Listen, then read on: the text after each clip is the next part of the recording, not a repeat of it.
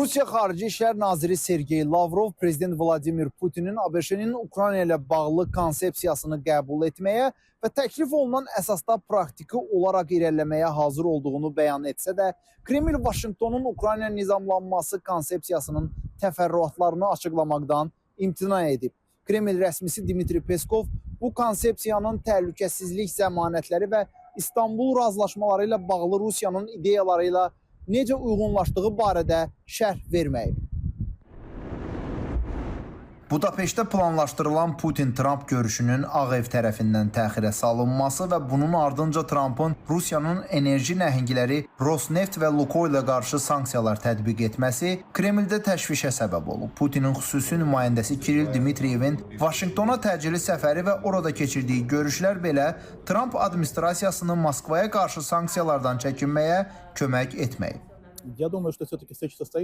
Düşünürəm ki, əvvəl-axır Putin-Tramp görüşü baş tutacaq. Ola bilsin ki, bu Budapeştdə olmasın. Variantlar çoxdur. Bu görüşlə bağlı konseptual razılıq var. Üstəlik, Tramp Ukrayna münaqişəsinin həllini özünün 9-cu qələbəsi hesab edir. Fikrimcə, bu məsələ həll olunub. Sadəcə Tramp iş adamı kimi ticarət etməyi sevir. Çox güman ki, indi kulis arxasında ticarət edir. Bu ticarət heç Ukrayna ərazisi ilə də bağlı deyil. Ərazi ilə bağlı məsələ artıq həll olunub. Ticarət başqa mövzu ilə bağlıdır. Rusiyalı ekspertlərin fikrincə Vaşinqtonun Moskvaya qarşı ritorikasının sərtləşdirməsinin pərdəarxası məqamları mövcuddur və bu əvvəlcədən Rusiya hakimiyyəti ilə razılaşdırılıb. Bu razılaşmada Ukraynanın bir sıra əraziləri güzəştə getməsi, Rusiyanın isə qarşılığında Xarkov, Sum və digər vilayətlərdə ələ keçirdiyi əraziləri geri qaytarması və Kiyevin NATO və Avropa İttifaqına üzvlüyü ilə bağlı məqamlar da öz əksini tapıb.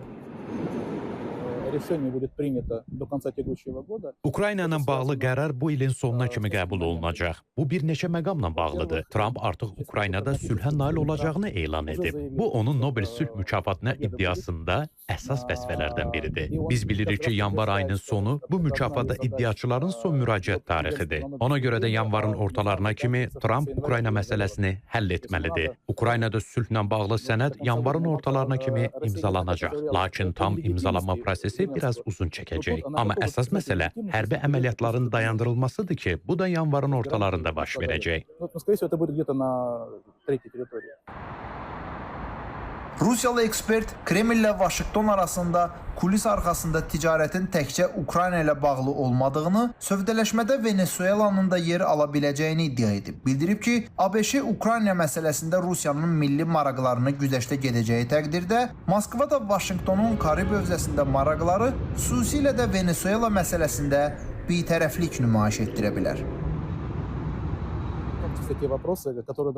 Düşünürəm ki, bu məsələ Budapeştdə planlaşdırılan görüşdə əsas müzakirə mövzulardan biri olmalı idi. Biz qlobal cənubun aktivləşdiyini müşahidə edirik və bura təkcə Venezuela daxil deyil, Braziliya və digərləri də daxildir. Biz Amerika Birləşmiş Ştatlarının Karib hövzəsində narkotrafikə qarşı mübarizəsini görürük. Vaşinqtonun hərbi əməliyyatlar keçirməsi, hətta Maduro hakimiyyətini devirməsi də mümkündür. Ukraynada Amerika Birləşmiş Ştatları ilə Rusiya arasında razılığın əldə olunması bunu mümkün edə bilər. Rəsmi Moskva isə israrla ABŞ-nin Ukrayna nizamlanması konsepsiyasının nədən ibarət olduğunu, Vaşinqtonun təkliflərində hansı müddəaların yer aldığını gizli saxlayır. Rəsmi Moskva Rusiya-Amerika təmasları zamanı Venezuela məsələsinin heç vaxt qaldırılmadığını, Moskva ilə Vaşinqton arasında Karib dənizindəki vəziyyət və Amerika qoşunlarının orada cəmləşməsi ilə bağlı məsələnin müzakirə olunmadığını bəyan edib. Kreml hesab edir ki, Venezuela ətrafında baş verənlər beynəlxalq hüquq əsasında həll edilməlidir. Bununla belə Rusiyada hesab edirlər ki, Suriya məsələsində Rusiya ilə Türkiyə arasında olduğu kimi, Venezuela problematikası da Ukrayna nizamlanması ilə bağlı Moskva və Vaşinqton arasında sövdələşmə predmeti ola bilər. Fərid Əkbərov, İTV Xəbər, Moskva.